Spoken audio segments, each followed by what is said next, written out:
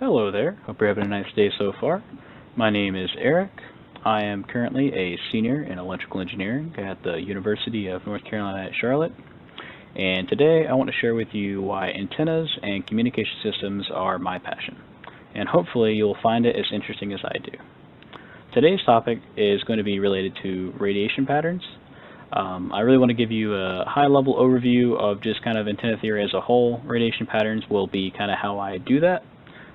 But I really want to just kind of give you, why this is important and kind of where it goes. So let's go and go on to the next slide. As I mentioned a second ago, motivation, why this is interesting, why this is important, like why you should care. So the one spiel pretty much everyone gives when they want to talk about electrical stuff and like why it's important is, you pull out your cell phone and you're like, hey, how do you have this? What makes this? So from an electrical engineering point, there's a lot on the electrical side, but in particular what we're going to talk about today is antennas. So, a cell phone, whether it's via cellular data, Wi-Fi, Bluetooth, NFC, there's some way that it's communicating to another device. So this communication, any form of communication, requires an antenna. Everything nowadays has an antenna, and in the future it's going to become even more and more important. Everything's starting to go, the IoT direction. We're getting an Internet of Things.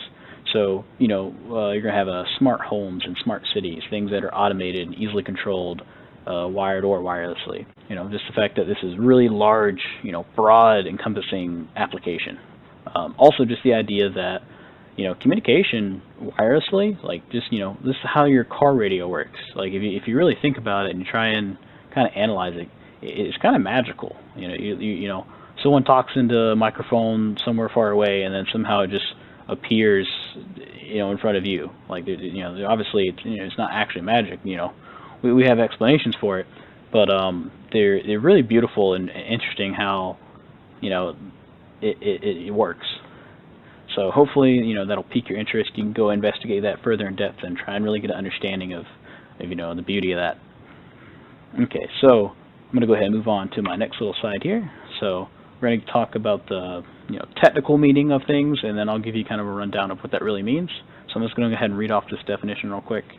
So an antenna radiation pattern, or antenna pattern, is defined as a mathematical function or graphical representation of the radiation properties of the antenna as a function of the space coordinates.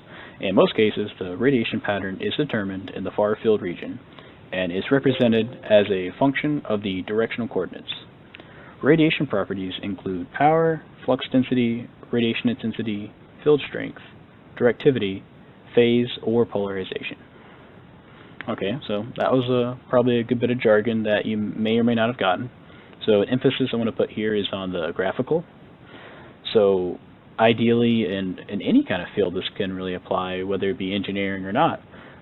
People are visual, and a lot of times, we can better understand something if it's graphical. Whatever that may be, whether it's some statistics or, like for instance my situation, we're going to be talking about the radiation patterns. Kind of keep things simple and stay in the far field.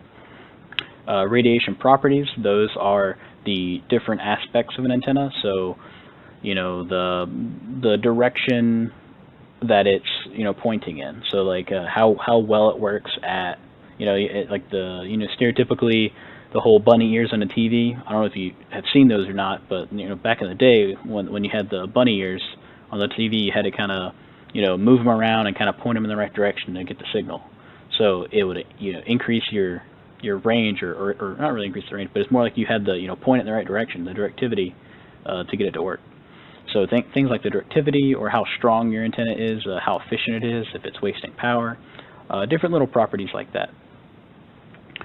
So like I said, we're going to be focusing on a graphical way to show how well the different aspects of the antenna is performing. So that's the gist of what a radiation pattern really is. So for the simple example, which I already kind of talked about a little bit, was direction. So how well it works in a particular direction is a very big deal, because obviously for an application you want to make sure that your antenna actually is able to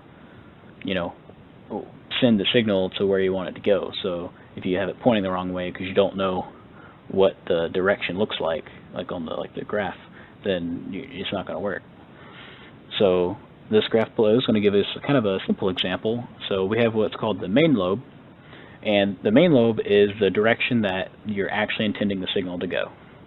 So that's, sending it from point A to point B, that's where it's going. Now the back lobe is the opposite of the direction you want it to go.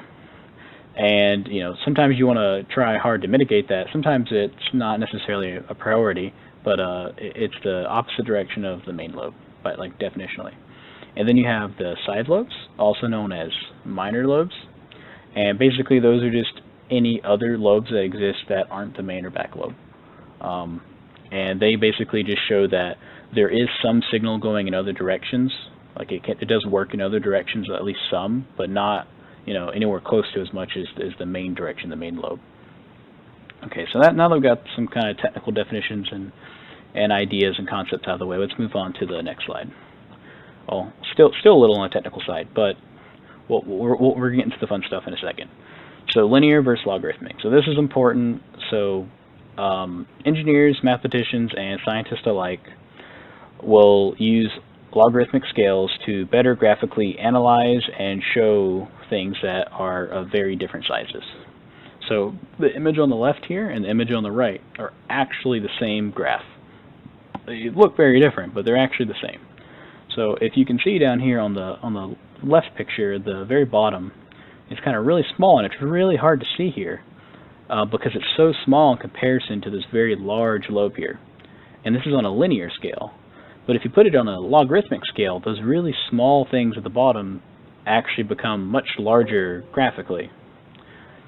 And they're not actually larger in this picture. I mean, they do seem to be visually, but it's only because the scale's been adjusted, so it's still equivalent. And so I'm going to kind of give a gist of kind of why or how that means and what I mean by this. So the table here in the middle here shows linear, powers of 2, and decibels. I might notice one note I want to adjust real quick is these negatives. You might want to get rid of those on the top there. Sorry, it's a little misleading. So let's say you have like 100% signal strength. That right here would be 1 in linear. That's 100%. And then in decibels, that would be quote unquote 0 dB. We're not going to go into too depth what a decibel exactly is, but it's a logarithmic unit. So if you go up a power of 2, so you go 200%, so you double your signal strength, that's going to be equatable to 3 decibels. And if you double it again, that's going to be equatable to 6 decibels. And if you also notice, as you're doubling, that's the same thing as just multiplying by 2 over and over again. So you're just getting 2 to a power. So I thought that was a neat little kind of relation that can kind of help you kind of see what's going on there. And same when you're dividing. So if you divide by 2, you half it. And then divide by 2, you half it. You're also, in a sense, doing negative powers, -1, -2, -3. And the same thing happens both ways. So when you half something, you do -3 dB. And then you half something again, it'd be another -3. So -3 plus -3, -6. So that's kind of how the conversion goes on there, and that's kind of a rule of thumb. There's actually a logarithmic property that gives you this, but I just kind of wanted to give you the rule of the 3 dB rule of thumb. So if something's double or half, you're talking about 3 dB. Because often in like even in this picture right here, it says this HPBW, that's going to be half power bandwidth. So half power, so meaning like one half. So this 1/2 right here, that's -3 dB. So you can see like here -3 dB. So that's what it's describing. Okay, we're going to move on to the fun stuff here in the next slide. So we have dipole antenna. So this right here kind of gives a simple little example. The antenna is this kind of horizontal line here. And this is just the feed running out to it, giving it power, energizing it. It's a little house, a little ham shack or whatnot. So dipole antenna is a pretty simple and convenient antenna. It's omnidirectional, meaning that it's going to go in all directions around the antenna, like perpendicular to it. And I'll show you that in detail in the simulation. So one emphasis I want to put on is the simulation. So simulations are really important in industry or in any application, even if you're a hobbyist. It's really important to be able to kind of simulate and predict if what you're actually designing is going to work before you build it. Otherwise, you're going to waste a lot of money. And you can really tweak it and really get super detailed and specific with being able to simulate stuff. So simulation is a very strong tool to have. This is our little antenna here, that pole that goes left and right, and this is where the feed structure would connect. So those lines that went to the house, that's where this is where it would connect at. I didn't actually physically draw those out. We kind of, via simulation, we call it a port. So we just put a port there, which is the same as those lines going to the house. So this is our antenna, very simple, straightforward, just a cylinder. And then if we add these plots on, this is kind of showing you what's going on with, let me close this out. So we have the antenna in orange here, and then these plots in red are showing where the actual fields and waves are propagating. So you can kind of see it's kind of going out. If I zoom out a little bit, you can kind of see, like, imagine this going in sort of like a donut shape right here. So like a donut shape would kind of show you where the majority of the energy and signal is actually going. And if I put on the full 3D plot I had on a second ago, right here, you can see it's color-coded, so you can kind of get an idea of where it's going. So this red band is the highest intensity. So the majority of the signal is going to be, like, in a sense, like a little red donut going around the antenna. And then it's going to get weaker and weaker as it gets closer to being in parallel with the antenna up and down. And that's where the blue signal here is representing a very, very weak signal. So I hope you found that interesting. It's definitely a very beautiful simulation. It can be kind of pretty sometimes. I'm going to go ahead and go back real quick. And that's it for my presentation, and I hope you guys enjoyed it. Hope I maybe inspired you a little bit.